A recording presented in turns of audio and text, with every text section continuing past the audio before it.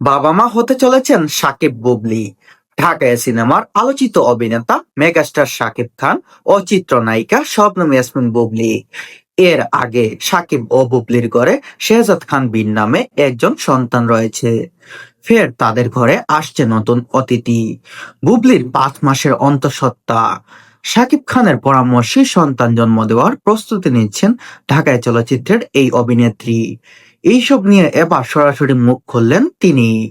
অন্তঃসত্ত্বা হওয়ার গুঞ্জন নিয়ে তিনি বলেন, এগুলো খুবই ব্যক্তিগত বিষয়, তাই যখন আমি এসব নিয়ে কথা বলবো তখন সবার সম্মান রাখতে এবং সুষ্ঠু পরিবেশে কথা বলবো।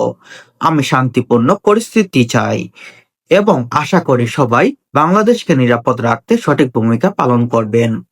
আসন্ন ভালোবাসা দিবস নিয়ে বুবলি বলেন, ভ্যালেন্টাইন্স ডে দিবসে আমার কাছে মনে হলো আমার প্রিয় মানুষগুলো, আমি প্রতিদিনই ভালোবাসা পাই তাদের কাছ থেকে।